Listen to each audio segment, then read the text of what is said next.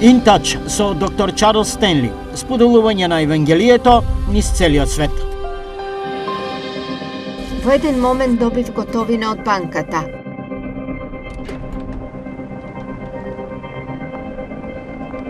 А следниот момент дознав дека сите пари ми ги нема. Така го почнав патот на учење за зависноста од дрога на мојот син.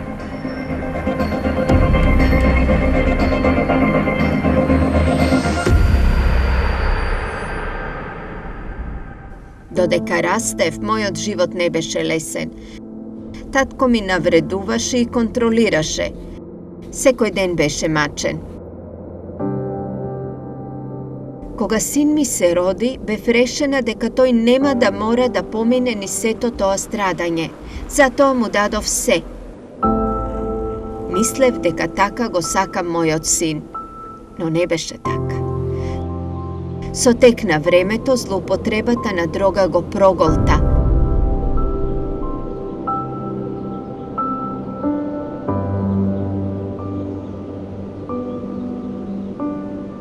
Живеевме во нашиот автомобил 5 години без идеја како ќе изгледа следниот ден.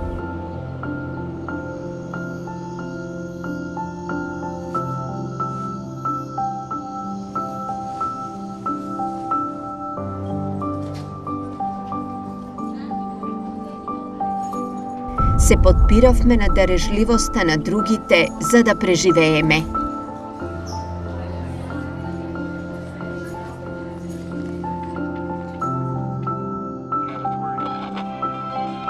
Кога се соочувате со нешто многу тешко, запомнете го ова, никогаш не е толку тешко за Бог. Тој знае каде си, тој е таму за да ви помогне. Кога го слушнав Чарлс Стенли како го поучува Божиото Слово, се чувствував како мојот живот да е подготвен за тој момент. Тој сака да му верувате, чекор по чекор, со што и да се соочувате, така секогаш ќе излезете исправни. Се обидов на секој начин да му дадам на син ми подобар живот од мене, но тоа го правев без Христос. Мислев дека не се дрогира. Се возевме до дома и тој го удри знакот во средината. Се задржав. Тоа беше единственото нешто што ме спречи да летнам низ прозорецот. Тој дојде во собата и падна на колена. Почна да плаче и рече: "Мамо, за малку ќе те убиев."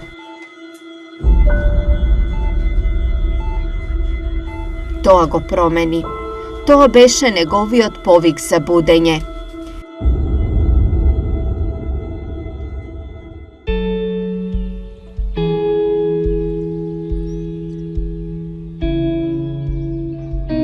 Сега делиме стан заедно. Мојот син е слободен од дрога повеќе од 2 години. Си го вративме животот.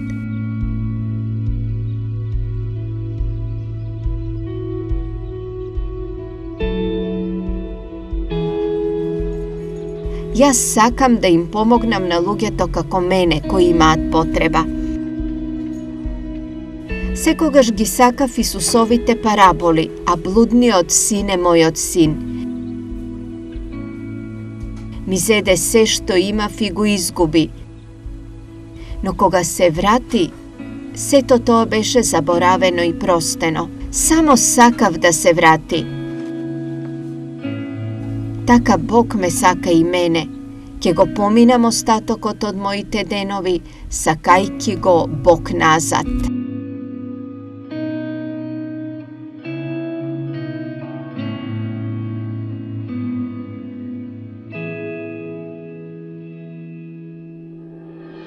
Следно на програмата In Touch, транливиот пат до Божјата волја. One of the most important subjects in the Bible is the will of God. Една од најважните теми во Библијата е Божјата волја. Неверните често ја отфрлаат помислата, а верните честопати ја игнорираат. Но вистина е дека секој ден јас и ти или живееме според Божјата волја или надвор од Божјата волја. Тоа е избор кој го правиме и избираме врз основа на одлуките со кои се соочуваме во животот, а тие се во голем број. Па, кога размислувате за Божјата волја во вашиот живот, размислувате колку сакате да ја откриете неговата волја. Што правите кога ќе разберете која е неговата волја? Дали го слушате или не, или само размислувате за тоа? Дали се прашувате зошто влегувате во неволја понекогаш и мислите, па размислував за тоа и тоа, многу важна тема. Така, оваа порака сакам да ја именувам како транливиот пат до Божјата волја. Бидејќи не е лесно и има препреки на патот, ако не сме внимателни, сакам едноставно да ви кажам за тие препреки и да ве оставам да си го поставите прашањето. Затоа ли јас не ја барам Божјата волја за мојот живот? Дали јас го занемарив еден од најважните аспекти во мојот живот? Имам голем број точки и се надевам дека сите ќе ги разберете. И сакам да започнам со број 1. Еден од тешките патишта е едноставно ова, а тоа е самоволието. Ние сакаме да е по наше. Се работи за горделивост и себичност од наша страна. Ние сакаме од Бог да бараме многу нешта. Сакаме едноставно да направиме нешто. Па потоа да побараме од Бог да го благослови тоа. Но тој не функционира така. И луѓето велат, па никој нема да ми каже како да го живеам животот. Тоа е многу будале став, бидејќи никој од нас не си е доволен сам на себе за да ја спроведе Божјата волја во сопствениот живот. Никаде во Библијата не пишува дека тоа е прав пат, туку дека е стрмен пат. Помислете само колку препреки има при правењето на Божјата волја. Се соочувате со нив на вашето работно место. Се соочувате со нив дома и го гледате вашиот живот и мислите колку пати сте отстапиле од Божјата волја. Колку пати за малку сте ја пропуштиле Божјата волја во вашиот живот. Па патот е стрмен. Едноставно сакам да споменам неколку од овие тешкотии, а самоволието е првата. Втората е влијанието од другите луѓе. Другите луѓе брзо ќе ви кажат како да го живеете животот, како да донесувате одлуки, кои треба да се вашите одлуки, како да ги трошите парите, со кој да стапите во брак, како да ги воспитате децата. Тие можат да ви ги кажат сите причини како да го живеете вашиот живот. Но вистината е дека честопати ги слушате погрешните гласови, бидејќи Бог сака да ви покаже што да правите во таа област од животот, само ако сакате да слушнете. Тие сакаат да го наметнат своето мислење над мислењето на Бог и велат, па слушајте, кога некој ќе рече да бев на твое место, пазете се, тие не се на ваше место. Не можат да бидат на ваше место. Тие не знаат кој е Божиот план за вашиот живот и што Бог работи во вашиот живот. Тие можат да мислат дека тоа што ви се случува е ужасно, а Бог мисли дека тоа е точно на време. Третата од тие препреки е игнорирање на Божите принципи. Нормално, не можете да одите според Божјата волја ако не ги знаете Божите принципи. Да споменам неколку. Например, еден од тие важни принципи за одење според Божјата волја е учењето да чекате на Бог. Тајмингот на Бог е голем проблем во живењето на христијанскиот живот. Второто нешто е ова. Учењето да му верувате на Бог. Не му оставете му ги сите последици, што за светот е незамислива идеја. Како мислиш да му веруваме на Бог и да му ги оставиме сите последици? Тоа е суштината на верата. Ние честопати чекориме по тежок пат. Никој не видел дека Божјата волја е лесна. Ке се соочиме со препреки во животот, но продолжуваме да се движиме во правец на послушност кон Него. И тогаш, секако, еден од тие принципи е дека Бог ќе ни ги задоволи сите потреби. Повеќето луѓе не веруваат во тоа. Мислат дека тие мора да ги снабдат самите. Не, Бог ќе ги задоволи сите наши потреби и кога чекориме според Неговата волја, тогаш ќе имаме се што ни е потребно. Потоа, едно од другите препреки е правењето гревови во животот. Сега обратете внимание на овие 4 нешта, бидејќи во ова е суштината. Најпрво, гревот ги затнува нашите уши за гласот на Бог. Кога вие ќе одлучите да не го слушате Бог, вие веќе не го слушате толку јасно како што тој сака, за да може да ви покаже и да му прозборе на вашето срце.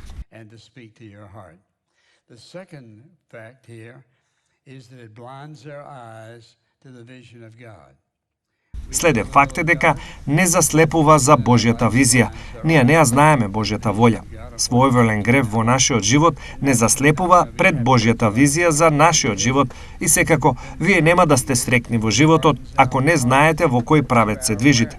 Третата работа е дека ни ги стврднува срцето кон нашата свесност за Бог. Непослушноста кон Бог секогаш ни го стврднува срцето. И еве зошто луѓето се сопнуваат по патот бидејќи дозволуваат гревот да ги одврати во животот, а најдоброто од Бог е пред нив. И тие бегаат од патот бидејќи дозволуваат да направат грев во животот. Колку пати сум слушнал луѓе како велат: па едноставно не разбирам зошто Бог со мене се однесува на тој начин. Не, вие се однесувате така со Него, не го слушате, не му се покорувате и работите нема да бидат во ваша корист. Никаде во Словото не постои ветување дека Тој ќе го благослови вашиот грев, вашата непослушност и вашата индиферентност кон Него. Животот не функционира така. Потоа секако, гревот ја затапува нашата свесност за Божјото Слово. Кога луѓето велат: па јас го читам Словото, но ништо не ми кажува. Тоа е така бидејќи живеете во непослушност кон Бог, не го слушате. Го следите само вашиот ум и вашето срце. И кога ќе размислите: сето ова прави што? Ги затнува моите уши за Него, ме заслепува за Него. Го стврднува моето срце и ја затапува мојата свесност за Него. Јас сум во неволја. Кога не одите според Божјата волја, еве што се случува. Почнувате да насетувате дека нешто не е во ред. Се прашувате зошто. Не гледајте на друго место. Погледнете во вашето срце за да видите што ви се случува во животот, дали навистина сакам да ја знам и да одам според Божјата волја. Потоа секако, една од тие препреки по патот е сомнежот, бидејќи живењето на христијански живот не е лесно. Лесно е да се сомневаме, а кога се сомневаме во Бог, што се случува? Донесуваме погрешни одлуки. Па, ако јас се сомневам во Него, во што се сомневам? He may have some general will, but not for me personally. Yes, he does. I'm doubting that God will make his will known. Се сомневам. Да размислиме за ова, да го анализираме накратко. Ако јас се сомневам во Бог, во што се сомневам? Се сомневам во тоа дека постои Божја волја за мене лично. Можеби тој има некоја општа волја, но не за мене лично. Да, тој ја има. Се сомневам во тоа дека Бог ќе открие својата волја. Ние се сомневаме во Него бидејќи ги немаме фактите. Фактите дека Бог не сака сите нас поединечно. Тој има план за нашиот живот, ќе не спроведе низ планот, ќе ни даде се што ни треба. Ќе има потешкоти, тегоби, болки, страдања и загуба. И сето тоа Бог ќе го сврти во наша корист ако го препознаеме изворот на истото. Сите тешкоти, незгоди и осуди не доаѓаат од ѓаволот. Бог ги дозволува тие нешта во нашите животи. Зошто? Да не порасне, да станеме зрели во областите во кои уште не сме.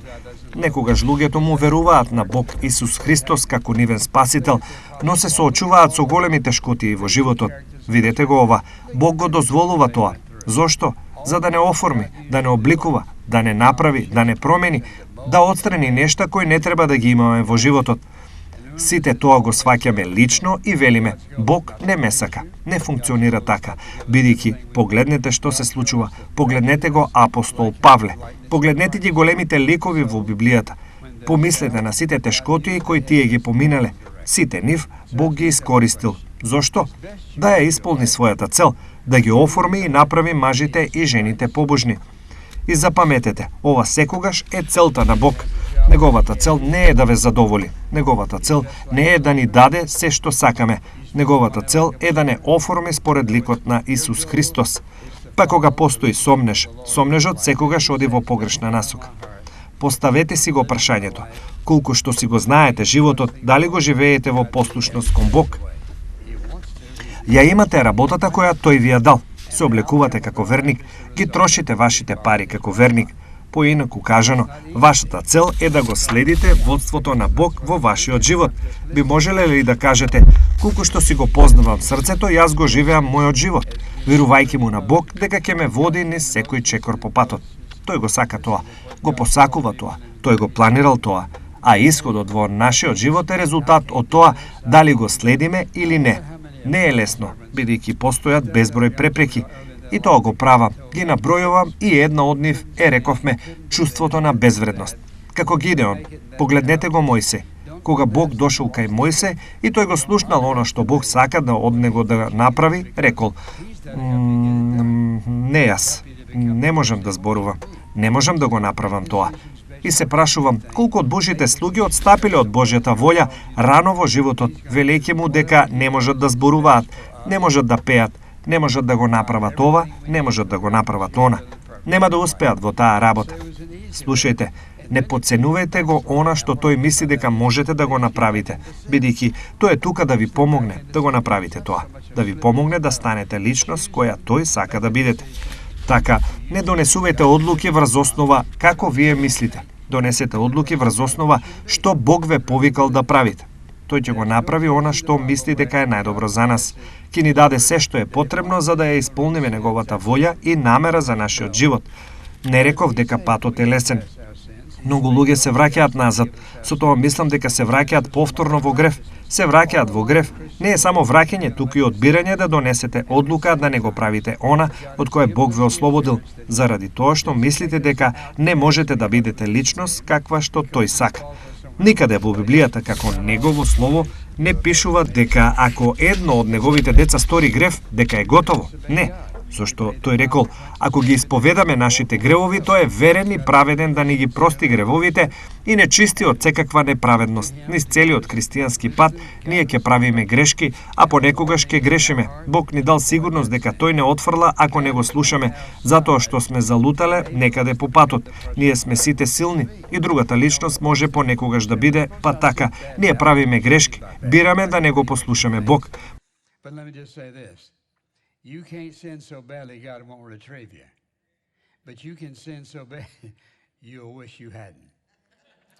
Ги плаќаме последиците. Што правиме? Си одиме? Не. Го замолуваме Бог да ни прости искрено од срце и му се обраќање да ни даде мудрост, водство, насока и предупредување во нашето срце за да го одбегнеме гревот. Бог е на наша страна за да овозможи да бидеме личности кои тој сака да бидеме. Видете го ова, вие велите, па да речеме сум сторил голем грев. Не знам што мислите под голем, но на ум ми доаѓаат неколку нешта. Само да го кажам ова, не можете да погрешите толку многу што Бог не може да ви прости. Но можете да направите таков грев, што ќе посакате да не сте го направиле, бидејќи Бог има рака која очистува. Но знаете ли што прави тој? Тој нас не сака повторно во својата волја. Тој нема да ве отфрли бидејќи сте одлутале некаде по патот. Потоа, секако, еден од изговорите кои ние ги даваме е зафатеност. Знаеш, јас сум толку зафатен што немам време да одам во црква. Јас сум толку зафатен што немам време да ја читам Библијата. Толку сум зафатен што ќе прошепотам пред да спијам. Прошепотува молитва. Зафатеноста е алатка на ѓаволот. Сите можеме да тврдиме дека зафатеноста е изговор за нашиот грев, бидејќи, видете го ова, ние живееме во свет кој е против она кој сме ние и против животот кој го живееме. Имаме свет кој е спротивност на она кој сме ние. И така, едно од најважните работи е да поминуваме време со него. Можеби тоа ќе е кратко време или долго време, но на сите нас ни треба таква врска. Потребно е време за да бидете побожна личност. Потребно е време да чекорите со Бог. Потребно е време за да ја знаете неговата волја. Но патот е трнлив и ако сакате да стане лесен, ќе ви го кажам ова. Нема да биде полесен. Некои нешта ќе бидат полесни од другите, но никогаш нема да постои време во вашиот живот кога живењето побожно ќе биде лесно и ќе можете едноставно да се опуштите. Дури се свртите, веќе сте непуслушни кон Бог. Бог ни дал живот, тој ни дал прекрасен живот. Ни го дал Светиот Дух да живее во нас, да биде со нас секој ден и да се соочи со секоја наша околност. Запомнете го ова. Може би чувствувате дека сте сами, но не сте сами. Може би се чувствувате осамено, но не сте сами. И кога ќе погледнете во вашиот живот, например, помислувате, што испуштам? Поставете си го ова прашање. Дали го пропуштате она скапоцено време што тој сака да го помине со вас, да ве утеши, да ви даде сила, мудрост, водство, насока, подршка, помош, предупредување во животот? Таков е тој. Христијанскиот живот не е лесен. Патот е стрмен, но имањето на Светиот Дух да ни го овозможи присуството на Бог во животот и сите ветувања во Божјото Слово и оваа книга, самото Слово го прави живењето на христијански живот најдобро, без разлика на она што се случува околу нас. Када се ставате себе си во христијанскиот живот, би можеле ли да кажете дека живеете според Божјата волја, дека вистински и искрено се обидувате да одите според неговата волја секој ден од животот, или се жалите, стенкате, се лутите и мислите: show you His will for your life. You say, I don't even know where to turn. It's amazing. When you don't Па знаете ли што? Што недостасува во христијанскиот живот? Ништо не недостасува во христијанскиот живот. Вообичаено можете да го поврзете тоа со кого последен пат сте седнеле и сте го читале Божјото Слово. Сте го замолиле Бог да му зборува на вашето срце, да ја покаже својата волја во вашиот живот. Велите, веќе не знам ни каде да се свртам. Прекрасно е. Кога не знаете каде да се свртите и се вртите на некое место, погледнете надолу. Таму го пишува вашето име. Бог знае што треба да читате. Тој знае кога треба да го прочитате и тој знае токму што е потребно да ви го охрабри срцето. Поставете си го прашањето, дали сте задоволни со вашиот христијански живот? Не мислам на тоа дали мислите дека се е совршено, но дали се чувствувате како да растете. Потоа помислувам на 3 нешта кои луѓето се плашат дека ги испуштаат во христијанскиот живот. Број 1. Страф од она што Бог ќе го бара од нив, па така мислат, знаеш, Бог можеби ќе ме повика да бидам мисионер. Не бидете загрижени за тоа. Бог можеби ќе побара да го направам ова, она и друго. Не, погледнете. Татко, полн со љубов, само ќе го побора она што знае дека вие сте способни да го направите со неговата помош, неговата сила, со неговата мудрост. Никогаш не бара повеќе од она што тој е спремен да ви овозможи да го правите. Второ, стравот од неуспех. Велите, па не можам да живеам христијански живот. Никој од нас не може сам да живее христијански живот. Понекогаш не успеваме. Го замолуваме Бог да ни прости и продолжуваме. Ние не го земаме тоа здраво за готово и не го правиме тоа будалесто и непромислено. Ако тој вели, ако го признаеме нашиот грев, тоа значи ако се согласиме со него за тоа. Го признаваме нашиот грев. Тој е верен и праведен. Ни ги простува гревовите и не прочистува од секаква неправедност. Не враќа на патот на христијанскиот живот и не води напред. Вие не живеете во живиот песок на непослушноста и гревот во вашиот живот. Го замолувате Бог да ви прости и продолжувате да се движите. enable you to do any and everything God will require of you. That's God's godly assurance. So if we Не постои нешто наречено безгрешен светец. Сите сме заразени бидејќи, слушајте, патот кон живење на Божјата волја е тежок и ние ќе се сопнеме, освен ако не се потпреме на Бог, да го слушаме, да зависиме од Светиот Дух. Така, погледнете го ова. Ова е вдахнувачкиот дух на Бог во вас кој ви овозможува да направите се што Бог ќе бара. Тоа е Божјата побожна сигурност. Ако не успееме, не е негова вина. Тој знае дека ако ние паднеме, тој е тука да ни прости. Така, ние се плашиме, например, од она што Бог ќе го побара од нас. Се плашиме од неуспех. you're going to be blessed no matter what. God is on your side, living within you. And listen, God Потоа, is едно од работите од кои се плашиме е страф од критика. Колку пати не сте го послушале Бог бидејќи сте се плашиле што некој ќе каже за вашиот живот. Чудесно е како христијаните се плашат од критика од другите луѓе. Погледнете го ова. Ако живеете побожен живот, ќе бидете критикувани. Вие живеете побожен живот, го слушате Бог и се обидувате да одите по неговиот пат и неговата волја. Ќе бидете благословени без оглед на се. that you are walking in the will of God for your life. Бог е на ваша страна, живее во вас и слушајте. Бог само сака да ви помогне, да ви овозможи, да ве опреми. Вие доверува силата, мудроста и водството кои ви се потребни за побожен живот, бидејќи сите ние светиме посилно кога живееме побожно. Да ви поставам едноставно прашање. Вашиот живот не е ничија работа освен ваша. Никој не можел да ви ги прочита мислите утрово. Би можел ли да кажете дека вие одите по Божјата волја во животот? Сега не реков дека не правите гревови. Не реков дека не залутувате. Не реков дека никогаш нема да направите грешки. Не реков дека морате да дојдете. Поинаку кажано, дали вие верувате, познавајте го вашиот живот, дека одите според Божјата волја?